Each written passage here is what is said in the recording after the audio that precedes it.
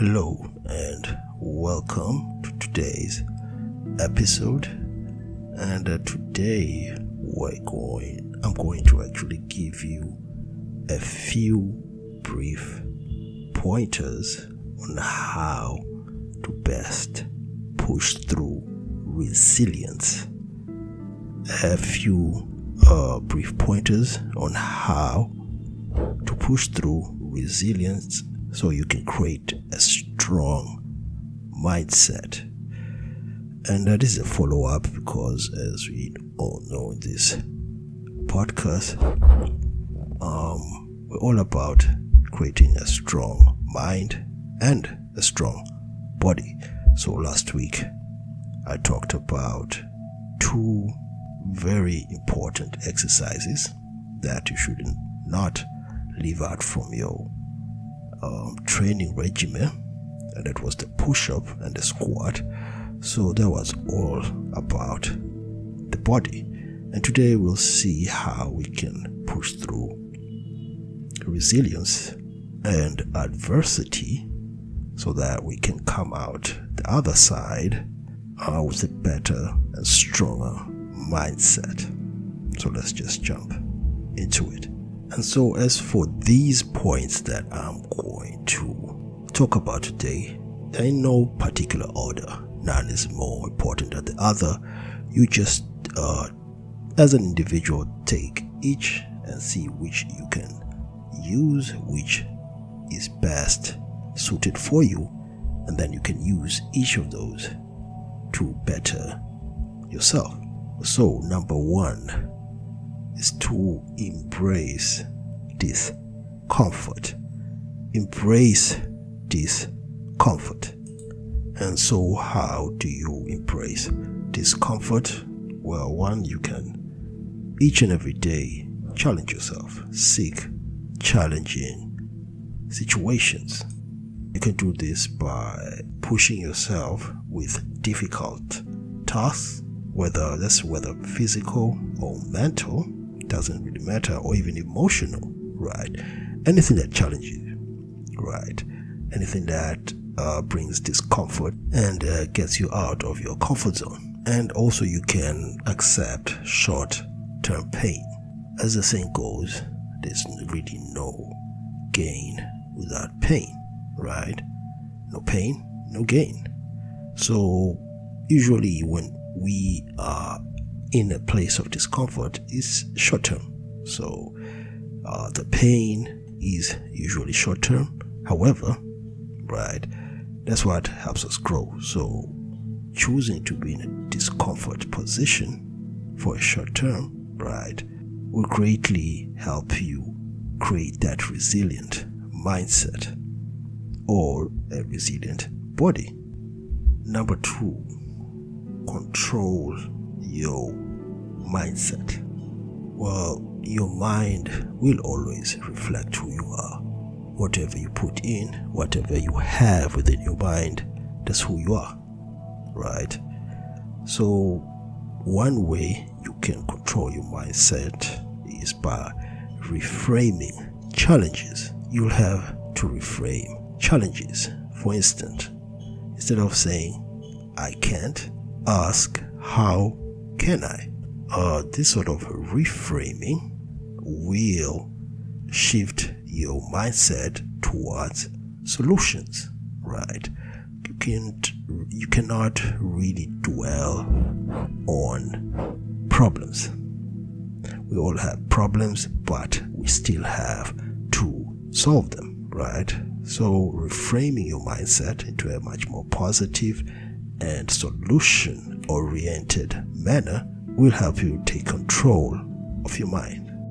And another way you can control your mindset is to adapt a growth mentality. For instance, you can take a different perspective in different matters. For example, if you're struggling, right, in any endeavor that you are in, take that as a chance to improve. Don't take it as a barrier. Take it as a chance or an opportunity to improve, right? Because once you're improving, you're also taking control of situations, and also, of course, your mindset. Number 3, develop self-discipline. Well, now I know everyone has discipline problems. We all at times leave things to later. We don't do follow up on things. And of course, we all have some discipline errors that we usually have, right? However, the thing with discipline is just about habits. It's mostly about habits and actions that we take. If we decide to take the actions that we are supposed to take consistently in a daily basis, or at least frequently, then are automatically going to build discipline, because we're just creating better habits. That's it. So discipline is just the habits that we do on a daily basis. If you want to reach a certain goal, there are certain things that you'll have to do. That's it. So simply just try your level best to master small habits. And another thing about discipline, you can also just follow through on commitments. The things you're committed to, just follow through on them, making sure that you are actually being consistent in doing these things, which means also don't be too reliant on motivation, right? Motivation fades at times. There's no motivation, so you just have to pull out your grit and take that action, those actions that you have to, and then follow through the decisions that you have undertaken. Number 4, regulate emotions. Yeah, I know at times our emotions are everywhere. We tend to go and try and put them on other people, put down people and do all sorts of things with our own emotions that we ourselves have to be able to control and regulate. And once we do this, we are more likely, right, once we are not able to control these emotions, we're more likely to make blunders and mistakes, because emotions tend to put us in a negative state.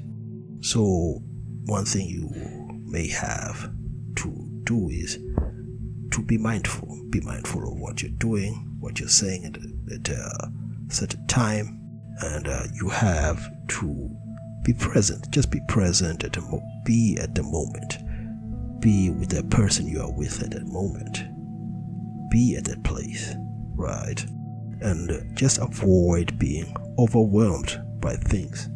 And of course, as usual, meditation, prayer, whatever you usually do to try and regulate your emotions will help. Number 5, build mental toughness. One way you can build your mental toughness is by facing your fear head on. Whatever you fear, you may have to face it. You'll have to confront some of those things that you think you fear, and really you shouldn't be avoiding those things that you fear. And also you will have to push through setbacks. We all fail at times. We try new things, we try learning things or acquiring things, but we fail. But let's not look at the failure as negative. Look at the failure as positive feedback and not an excuse to quit. See, some people fail and then they quit, but that's just feedback. So there's always a positive feedback within that. Take that and then use it to bounce back. Number 6, surround yourself with strength. You should choose resilient company.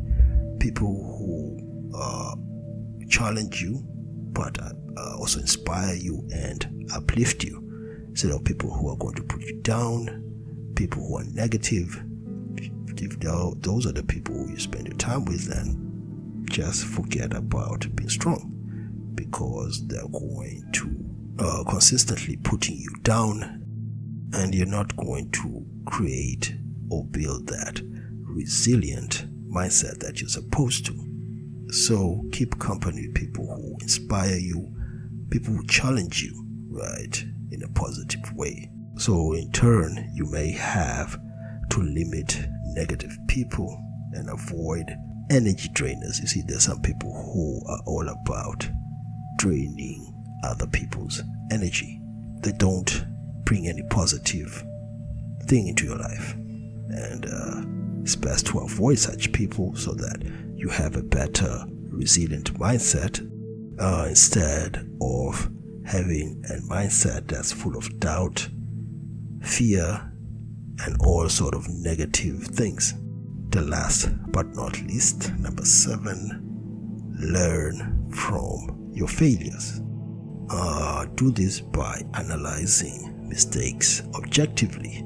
Be objective, don't be too biased, and especially when situations involve other people, don't think that other people are always in the wrong, right? Be objective. Look at what you have done wrong, take it from there, then see how you could have done better, right? But also doing this without judging yourself. Don't beat yourself up for making mistakes.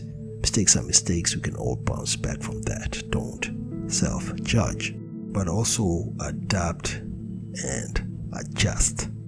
So by using your negative experiences and learning from them, what you can do is refine your approach, create better plans for next time so that you can move forward this time with even a stronger mindset. And there you have it. I've given you 7 very brief pointers that can help you build a resilient mindset and create a very strong mind. And I hope that brought you value. And it's been me, Alfred. Till next time, peace.